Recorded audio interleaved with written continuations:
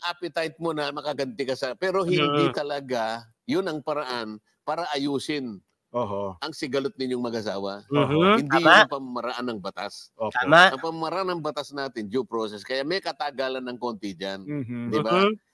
Ngayon, kapag hindi kayo makapaghintay, ayun nga, pupunta nga kayo doon. Ngunit, ang tanong natin, hindi po substitute yun ng ating judicial system. Kung ang tanong nila dyan, ay yung concern nila, tama ba yun? Hindi siya substitute ng ating mga korte at ng mga piskal. Sa mga tweed, walang basbas ng batas yun. Yung method ay arbitrary din. Sabi ko nga sa iyo, pangkaraniwan abusive, oppressive, sapagkat hindi ino-observe ang due process dyan. Kung sino ipapapahiya, ay mapapahiya.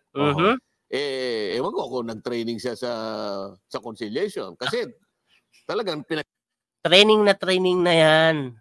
Kong. Training na yan. Nag-aaralan yan. Hindi ko... Credible witness to. Alam niya din kung magkano ang kitaan. No? Updated na updated. Tulpo, Rafi, unahin mo to si Sir Jen. Mukhang maraming alam. Sana ipatawag si Kong Marcoleta, malabo yan. Na tayong umasa. Diba? Pero dapat tuloy-tuloy ito. Huwag nang uminto si Kong. Diba? Kung ano yung tama, sabihin niya. Kasi mas maganda kasi na talaga yung mga kasamahan ni Rapi Tulfo sa trabaho, no? Bilang mambabatas. Kasi congressman itong si Kong, mambabatas din ito. Diba? Magsalita patungkol doon sa ginagawa ni Idol. Maganda kasi talaga namang galing sa kanila eh. Kasi sa Senado wala na tayong aasahan, no? Wala tayong aasahan sa mga yan. Yung disqualification case nga ni Rapi Tulfo, hindi nila pinag-uusapan. Di ba? Yan pa kayang patungkol kay Idol. Si Bato nga naging mamon eh. Siya na yung nilayasan, di ba? Sa hearing, siya na yung winokatan, siya pa yung nag-sorry. Di ba? Huwag na tayong umasa sa mga yon. Di ba? Hindi ka pwedeng maging mediator, hindi ka pwedeng maging arbitrator, conciliator kaya kung hindi ka nag-training. Pangkaraniwan, mga abogado ito. Ngayon, kung wala kang kasapatan na training dyan, at ang gawain mo lang para takutin mo yung para lang mapilit mo yung tao na ibigay yung gusto ng kabila. Tanong, di ba ganun na nangyayari? Na para napipilitan na lang ibigay kung ano yung gusto ng nagsumbong? Mapapahiya ka pag hindi ka nagbigay. Di ba? Di ba? Train na train si Idol. Basta bastusan. Expert ba? Expert? Leslie Hermosa, shoutout sa'yo. Good evening, happy viewing. Good evening sa'yo. Expert na expert ba? Sanay na sanay? Iba lang talagang malakas. Wala namang ganung proseso ang ating mga batas dyan. Meron pa mga pagkakataon ko, halimbawa, siyempre, isang tao na ito ba? Pihaliban ng pulis. Ito, may example na naman siya. Takot siya. Otoridad yun may baril. Hindi makakibo, hindi siya makakibo. Siguro ang nagawa na lamang niyang kaparaanan para makaganti man lamang kahit papaano, lumapit doon sa programa para yung pulis na yon na umabuso sa kanya, ng api sa kanya, ay apihin din doon sa palatuntunan. Pero na-monitor ba natin yung mga ganyang klase? Ano naman ang nangyari kaya? Binalikan kaya ng pulis naman yon? Maaring mangyari rin yon. Posible po. Maaring hindi ngayon, ngunit sa mga susunod na panahon, baka may mangyari uli. Ito yung agree. Sobrang agree ako dyan. Di ba? Ang tanong, poprotektahan ba kayo ni Rapi Tulfo? Hanggang dulo. Yan kasi yung tanong dyan eh. Pumunta kayo sa Rapi Tulfo in action, may sinumbong kayo na pulis. Paano kung tarantado yung pulis? Yes, nabigay sa'yo ngayon kung ano yung ustisyang gusto mo. O paano kung balikan ka niya? Hindi mo masasabi. Ang tanong, poprotektahan ka ba ni Rapi Tulfo? Bibigyan ka ba ng bodyguard ni Rapi Tulfo? 24/7. Di ba? Isip.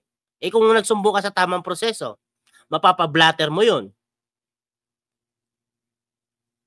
Di ba? Hindi ka magagalaw nun. Kaya nga dapat mag-isip kung ano yung mas tama. Gusto mo ba talaga ng quick justice? Pero risky? O doon ka sa tamang proseso? Na safe ka. Isip mga tulponatics. Nasabi natin, ang kinatatakutan natin, kailangan kapanatagan at estabilidad ng lipunan. Hindi ka gagawa ng isang bagay na maaring panandalian na bigyan mo ng konting resolusyon. Balik ka ulit sa RTA, sumbong uli.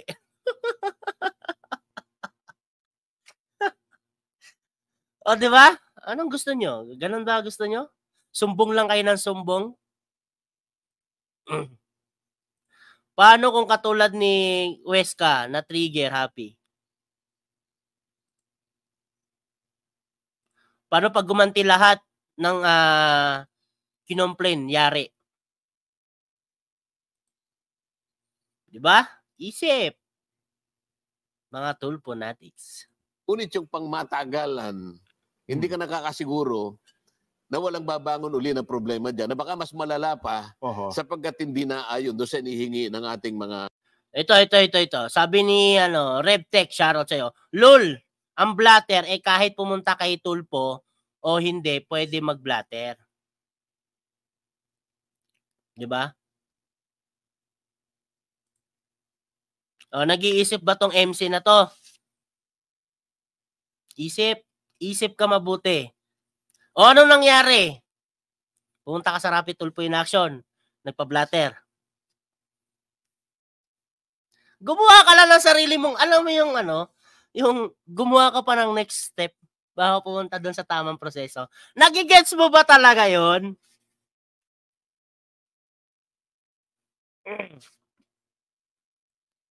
Nako. Institusyon. Kung paano ayusin at re-resolbahin sa tamang paraan. At sa paraan ay tinatadhana ng mga batas. Bago ako lumipat do sa isang bahagi. Di pwedeng mag-save pa rin. Bakit? Hindi mo ba talaga nagigets yung punto? Pag dumaan ka sa tamang proseso, mapapahiya mo ba yung sinumbong mo?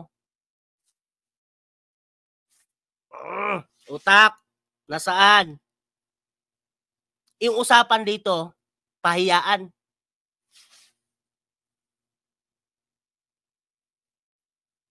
Di ko talaga mag-gets, mag-isip yung mga ganitong klaseng tao.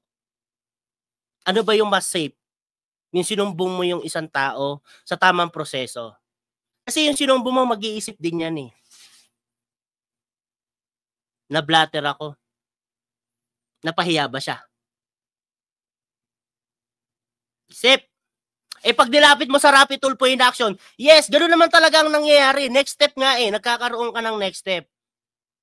Na dapat dumiretso ka na sa tamang proseso, dumaan ka ba sa Rapid Tulpo in Action? O anong nangyari sa Rapid Tulpo in Action? Di ba napahiya yung sinumbong mo? Isip. Ulit.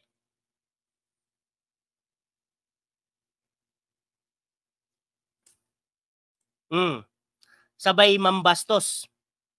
Nababastos yun. Nabastos yun, sigurado. Yung sinumbong mong pulis. Paano kung sira ulo yun? Nagawa nga sa'yo yun